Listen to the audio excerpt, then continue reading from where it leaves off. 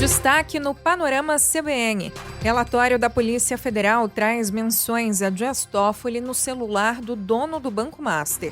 Tribunal Superior Eleitoral rejeita punir escola de samba por homenagem ao presidente Lula. E o fim da operação do governo Donald Trump contra imigrantes em Minnesota. Panorama CBN. Olá, bem-vinda, bem-vindo, eu sou Nadédia Calado, essa é a segunda edição do Panorama CBN e a gente te conta em menos de 30 minutos as principais notícias do dia.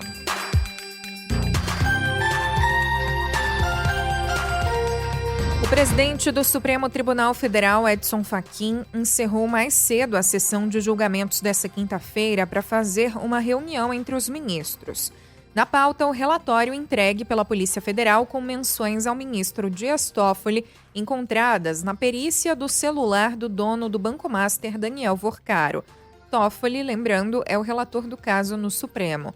Ele admitiu ser sócio da Amarit, empresa ligada a familiares dele, que vendeu uma participação no resort Itaiaia ao fundo Arlim, que tem ligação com Daniel Vorcaro. Toffoli determinou que a PF mande ao Supremo todos os dados dos celulares apreendidos e periciados na investigação. Nos bastidores, se discute uma saída para o caso, já que o ministro se recusa a se declarar suspeito e não quer mandar os autos de volta para a Justiça Federal, para a primeira instância. O caso foi ao Supremo, lembrando, porque a defesa de Vorcaro argumentou que foram encontradas menções a um deputado federal, ou seja, alguém que tem foro por prerrogativa de função.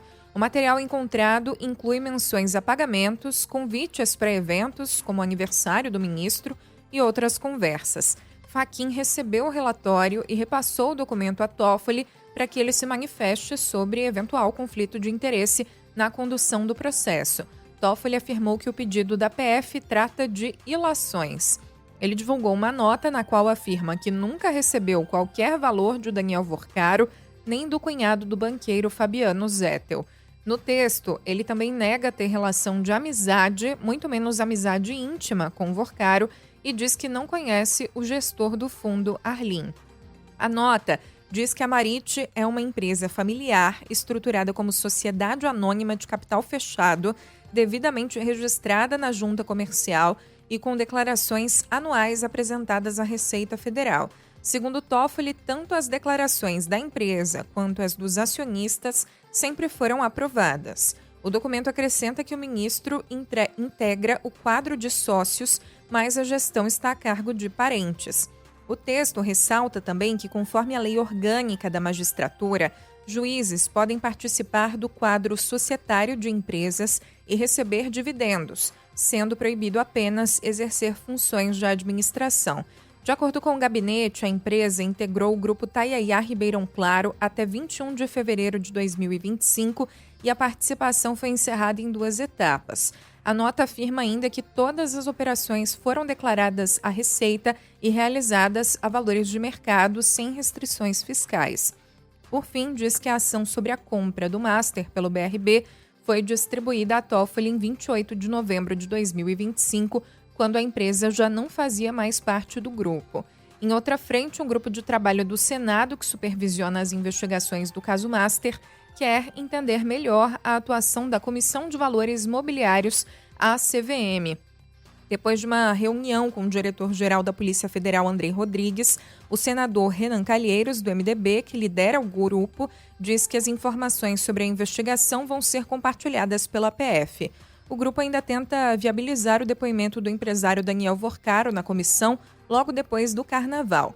E o senador Alessandro Vieira, do MDB, que é o relator da CPI do crime organizado, protocolou uma representação à Procuradoria-Geral da República pedindo a suspeição do ministro Dias Toffoli. Ele também pede apuração específica sobre os pagamentos à Amarit e possíveis crimes de corrupção passiva, prevaricação e obstrução de justiça. O Tribunal Superior Eleitoral rejeitou por unanimidade 2 ações que tentavam impedir o desfile de carnaval da Escola de Samba Acadêmicos de Niterói, que vai homenagear o presidente Lula na Sapucaí. Em plenário, os ministros entenderam que a concessão de uma liminar contra o desfile representaria censura prévia, já que os fatos ainda não aconteceram. Duas siglas partidárias acusam o desfile de propaganda eleitoral antecipada e pediram a proibição da participação do presidente, da execução de jingles e do uso de imagens da homenagem em futuras campanhas, além de multa de quase 10 milhões de reais. O enredo da escola, que estreia no grupo especial, narra a trajetória de vida do presidente com o título "Do Alto do Mulungu surge a esperança, Lula, o operário do Brasil". De acordo com a relatora da ação, ministra Estela Aranha, que foi indicada ao TSE pelo presidente Lula, não há motivos para penalizar a escola previamente, mas eventuais irregularidades vão ser analisadas. Assim, não compete ao juízo em sede liminar estabelecer rol hipotético de condutas futuras, cuja ocorrência nem sequer se sabe se virá a concretizar e muito menos combinar penalidades antecipadas para eventos incertos. Ressalta-se que essa impossibilidade, que impede o deferimento desta liminar, não obsta, em caso de eventual irregularidade, seja apurado depois, que seja feito seu exame nos termos previstos pela legislação vigente. A presidente do TSE, ministra Carmen Lúcia, ressaltou que a decisão não representa uma autorização para abusos. A festa popular do Carnaval não pode ser fresta para ilícitos eleitorais de ninguém. Anuncia-se como partícipes ou possíveis participantes pessoas que já se anunciaram como sendo eventuais candidatos a caber no tempo e modo indicados pela legislação eleitoral, o que significa que há pelo menos um risco muito concreto, plausível, de que venha acontecer algum ilícito que será objeto, com toda certeza, da atuação dessa justiça eleitoral. Isso aqui não parece ser cenário de areias claras de uma praia, parece mais areia movediça. Quem entra sabendo que pode afundar. Outros ministros também alertaram para o risco de propaganda irregular e de abuso de poder político ou econômico caso haja pedido explícito de votos ou uso indevido do evento. Nessa quarta, a Justiça Federal já tinha rejeitado duas ações semelhantes apresentadas pela senadora Damares Alves e pelo deputado Kim Kataguiri. Em outra frente de apuração no Tribunal de Contas da União, o ministro Haroldo Cedras negou o pedido cautelar para suspender o repasse de R$1 milhão da Embratur a acadêmicos de Niterói, apontando que a divisão dos recursos segue critérios iguais para todas as escolas do grupo especial. Em outra representação, o TCU determinou o prazo de 15 dias para que a Embratur, o Ministério da Cultura, a Liesa e as escolas envolvidas apresentem esclarecimentos sobre os repasses. O presidente nacional do PSD, Gilberto Kassab, defendeu a escolha do governador de São Paulo, Tarcísio de Freitas, para disputar a eleição presidencial desse ano. Em entrevista ao jornal da CBN, ele destacou, porém, que a decisão em relação ao nome de Flávio Bolsonaro não deve ser alterada, já que conta com a anuência do ex-presidente Jair Bolsonaro. Um ministro muito bem avaliado, um governador que tem uma aprovação extraordinária e merecida por tudo que vem fazendo. Então, entendo e considero ele o melhor candidato. As circunstâncias estão levando ele a não ser candidato, ele mesmo tem anunciado que não será, eu não posso falar por ele, né? Não será, porque afinal de contas essa é uma frase que tem que ser atribuída a ele. Mas a minha percepção é que realmente está muito difícil que esse quadro seja alterado. Gilberto Kassab também afirmou que seria um privilégio ser vice na chapa de Tarcísio de Freitas para a reeleição em São Paulo, mas se disse tranquilo. Quando um governador integra uma aliança, e nós integramos a aliança governador, cabe a ele ser o líder dessa aliança, coordenar a estruturação da chapa. Tenho certeza que no momento certo o governador vai convidar os dirigentes partidários para uma conversa, né, para apresentar as suas ideias, mas o PSD estará com o governador Tarcísio, independente de qualquer questão. Será o nosso candidato, que merece o nosso apoio por tudo que vem fazendo. A entrevista completa está disponível no site da CBN. E o governador de São Paulo, Tarcísio de Freitas, confirmou que voltou a tratar da prisão domiciliar do ex-presidente Jair Bolsonaro em conversas com ministros do Supremo Tribunal Federal. Bolsonaro cumpre pena no prédio conhecido como Papudinha, em Brasília.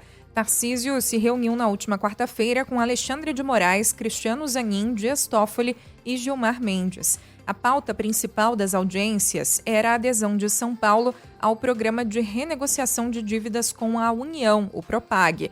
Mas a CBN já tinha antecipado que o tema da prisão domiciliar voltaria às conversas. O governador disse que sempre que tem oportunidade, leva o assunto aos magistrados, porque considera que a dignidade do ex-presidente está em jogo.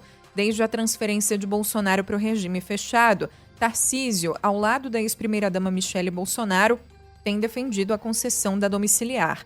O governador afirmou que entende o pedido como plenamente viável, citando precedentes e defendendo que Bolsonaro precisa de melhores condições de assistência à saúde.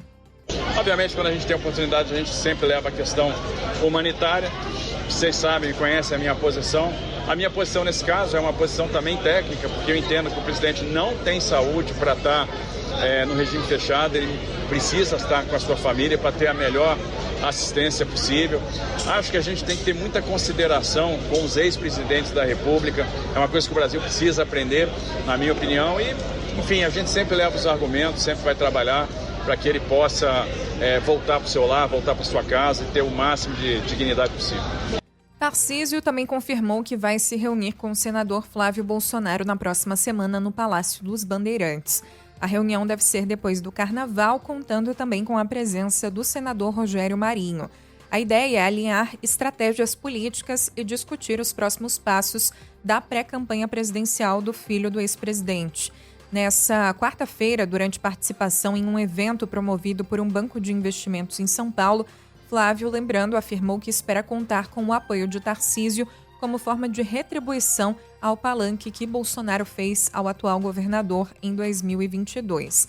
Questionado sobre o assunto, Tarcísio reforçou que vai ficar ao lado do senador e disse que o grupo segue unido nas próximas disputas eleitorais.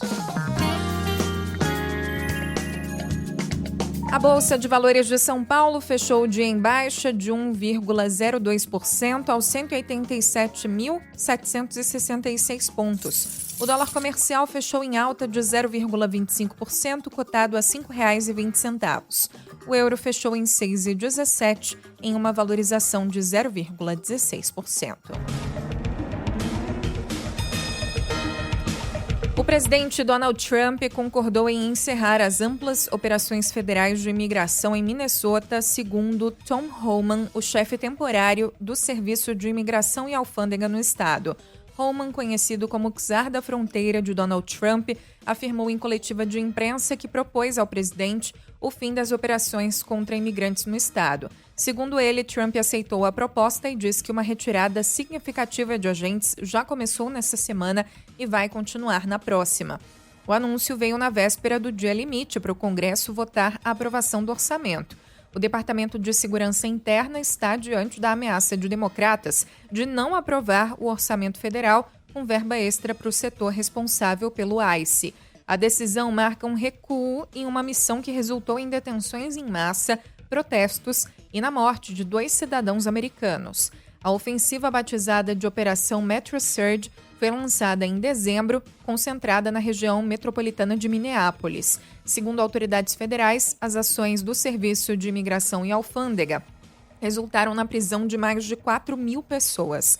A operação mobilizou cerca de 3.000 agentes de imigração armados até o final de janeiro.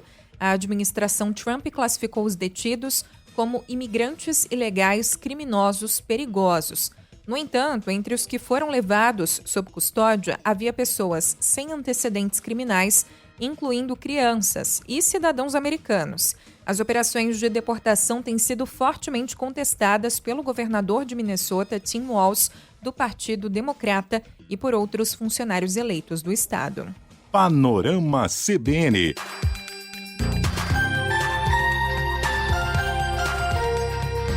O Ministério Público do Rio recorreu da decisão que absolveu os policiais militares acusados pela morte do adolescente Thiago Flauzino. O julgamento aconteceu nesta quarta e, depois da avaliação de um júri popular, os agentes Diego Pereira Leal e Aslan Wagner Ribeiro de Faria foram inocentados das acusações de homicídio contra o adolescente. Thiago Flauzino foi morto durante uma operação na Cidade de Deus em 2023. Ele foi atingido na garupa de uma moto com um amigo. Eles estavam desarmados e foram atingidos pelas costas. A sentença foi lida pelo juiz Renan de Freitas Ongarato. Antes do julgamento, familiares do adolescente protestaram em frente ao tribunal. A mãe dele afirmou que teve a certeza da impunidade depois do julgamento. Priscila Menezes Gomes de Souza conversou por mensagens com a reportagem da CBN e disse que não tinha condições de dar entrevista, mas manifestou a indignação com o resultado do processo.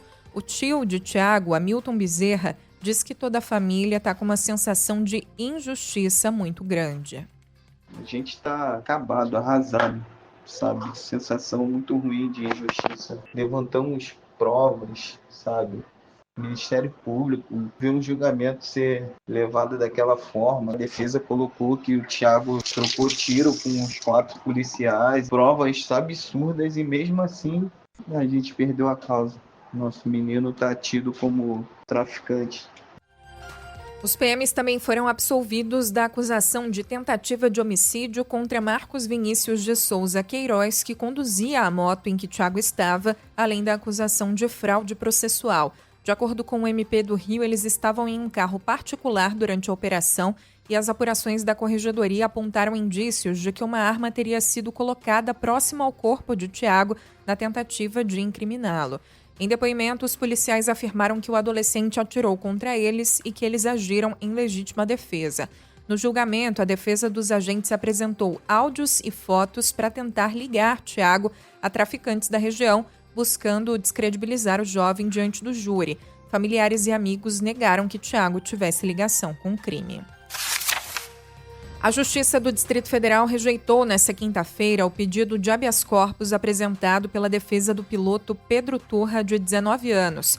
Ele foi denunciado nesta quarta pelo Ministério Público por homicídio doloso qualificado por motivo fútil em razão da morte de Rodrigo Castanheira, de 16 anos. A denúncia aponta que na madrugada de 23 de janeiro, o piloto agrediu violentamente o adolescente com sucessivos socos na cabeça, assumindo o risco de causar a morte. A agressão teria sido motivada por uma discussão banal, iniciada após um cuspe de Pedro contra a vítima. Ainda de acordo com a denúncia, Rodrigo foi projetado contra um carro e sofreu traumatismo crânioencefálico grave. A investigação também identificou um áudio enviado pelo denunciado antes da briga, indicando intenção de confronto.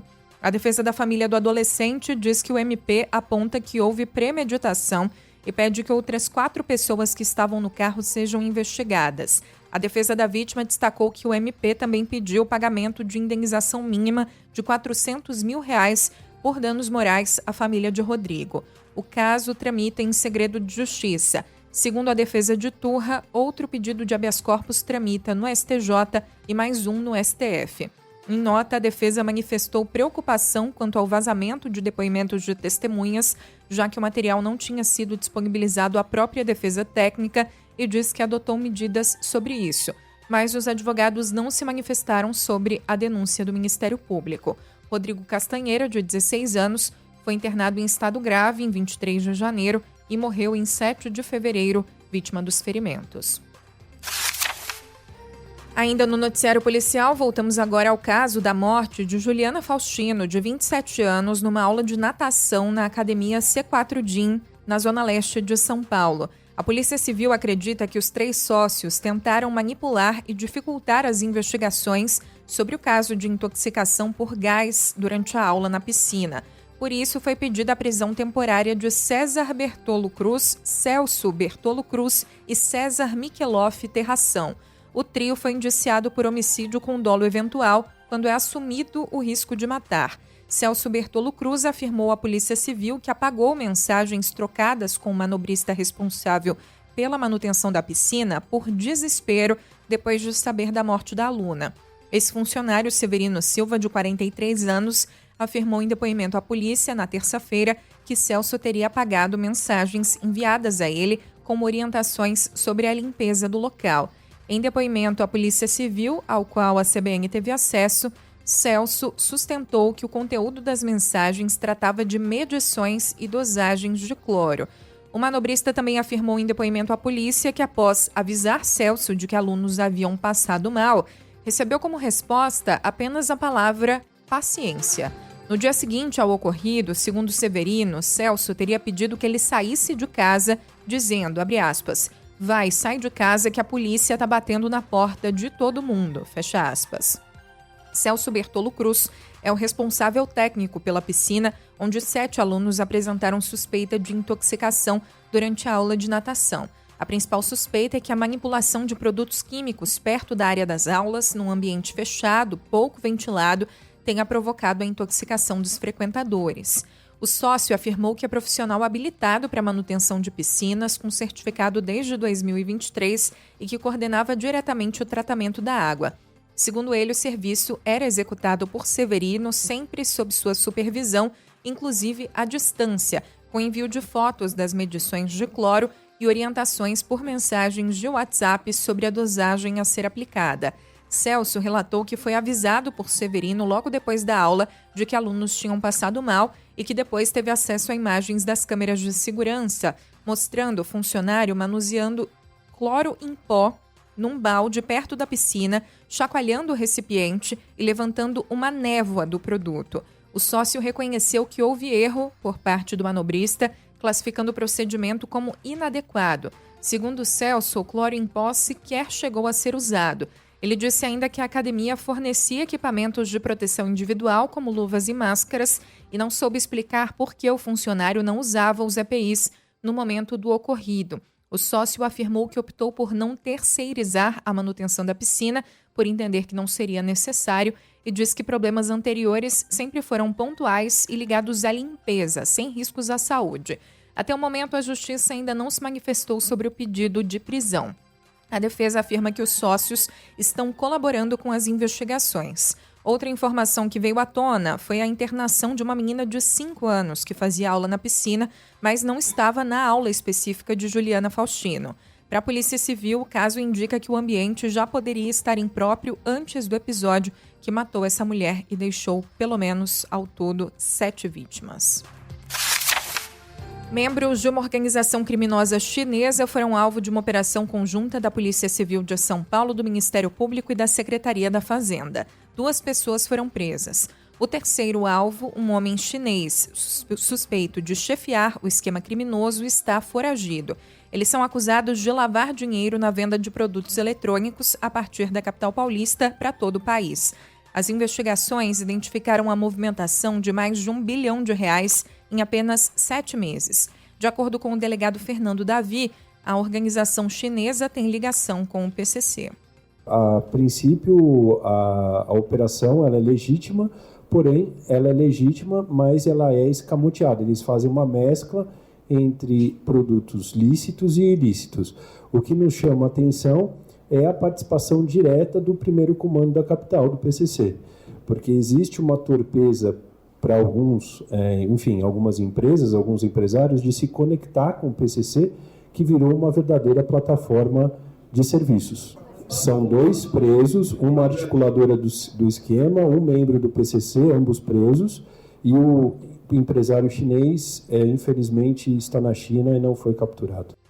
Ao todo, 3 mandados de prisão e outros 20 de busca e apreensão foram cumpridos em São Paulo e Santa Catarina, em 4 endereços. 14 empresas suspeitas são investigadas pela Polícia Civil. A investigação começou após uma pessoa que comprou o produto online ter notado inconsistências nos dados da nota fiscal. Os pagamentos eram redirecionados a empresas de fachada. As notas fiscais eram, então, emitidas por outras empresas. Segundo a polícia, o integrante de uma facção criminosa atuava como laranja. Automóveis de alto padrão foram apreendidos. Imóveis de luxo também foram alvo da operação. Dezenas de contas bancárias em nome de terceiros foram bloqueadas. Uma estimativa da Diretoria Econômico-Financeira dos Correios aponta para um prejuízo de 5 bilhões e 800 milhões de reais em 2025. O montante é menor que as projeções feitas ao longo do ano pela companhia. O reajuste vem da decisão de adiar parte dos pagamentos para ajustar o fluxo de caixa da empresa. Para 2026, no entanto, o rombo deve crescer e chegar a 9 bilhões e 100 milhões de reais. Os dados foram divulgados pelo portal G1. A Agência Nacional de Energia Elétrica informou que a atuação da concessionária Enel no apagão de dezembro, que atingiu mais de 4 milhões de imóveis na Grande São Paulo, foi insatisfatória. O relatório mostrou que 46% dos clientes ficaram mais de 24 horas sem o serviço. A diretoria da ANEEL aguardava a conclusão da análise para retomar a votação sobre a possibilidade do fim do contrato de concessão da companhia.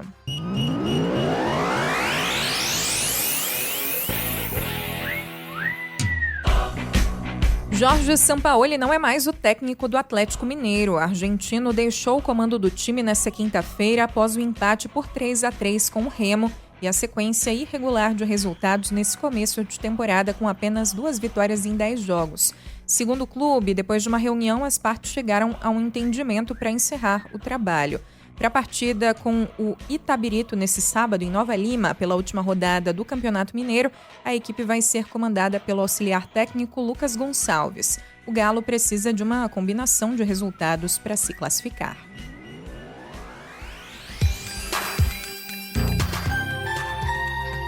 Manda seu oi aqui pra gente, tem a caixinha de comentários lá no episódio do Panorama CBN no Spotify, pode chamar também pelo Instagram, @NADJCalado, e no meu e-mail, se conseguir escrever, nadedia.calado@cbn.com.br. Assim a gente vai encerrando essa edição. O roteiro e a produção foram feitos por mim, Nadédia Calado. A edição e a sonorização foram do Daniel Mesquita. Acompanhe a edição da manhã do Panorama CBN a partir das 7 nas plataformas com a Bianca Santos. Até amanhã.